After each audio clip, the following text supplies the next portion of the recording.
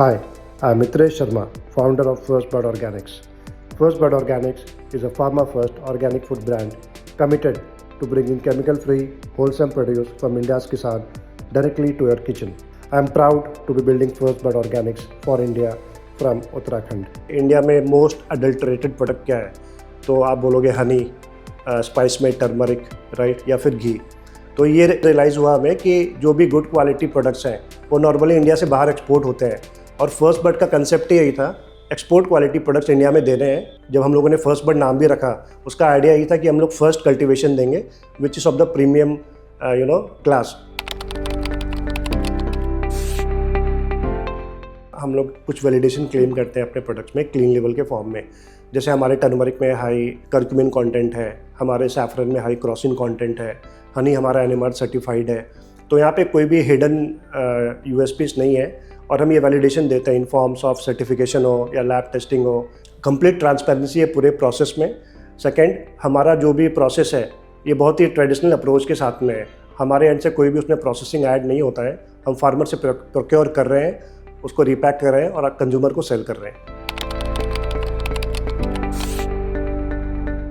So when we started with a very small batch.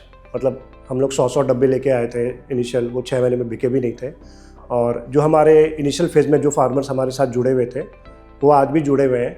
और I will say कि जो हमारा इनिशियल परचेज़ या बैच साइज़ था बहुत ही छोटा था, 100 केजीज फॉर एग्जांपल। आज वो उन फार्मर से हम टन्स में ख़रीदते हैं। तो इन अ वे सिर्फ हम ग्रो नहीं कर रहे हैं, हमारे साथ ये पूरी फैमिली, ये पूरा इकोसिस्टम ग्रो कर रहा है, जो भी फार्मर्स हमारे साथ जुड़े हैं।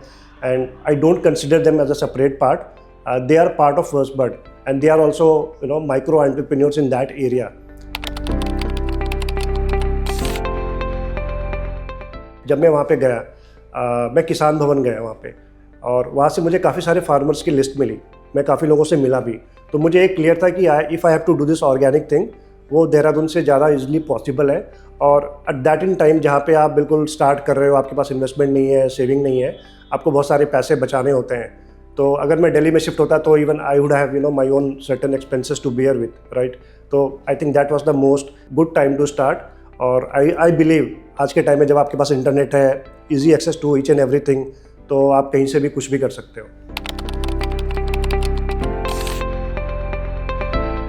So when I started, one thing I realised that time में, जब हम लोग डिस्ट्रीब्यूटर्स के पास में जाते थे अपने प्रोडक्ट्स के प्लेसमेंट के लिए, they used to say that ये आप यहाँ पे रख दो, ये बिकेगा तो पैसा देंगे।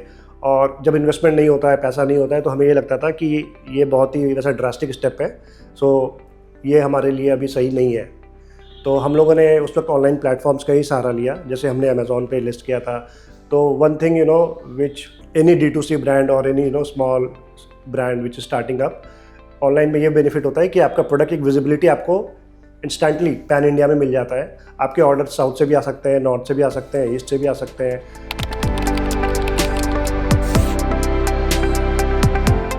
सो startup India have benefited not just me, I mean lot of small entrepreneurs, specially people from small cities जो बहुत बड़ा सपना देखते हैं, और हम जैसे लोग को इनेबल कर रहे हैं कि वो बाहर आए, अपनी स्टोरीज बताएं, कुछ नया स्टार्ट करें। आई थिंक ये इनिशिएटिव PayU और स्टार्टअप इंडिया का जो इनिशिएटिव है, it's not just an initiative. I think it's more like a revolution. People need to come out and they need to start big. I think it's the right time to start and scale big. Building India from Uttarakhand.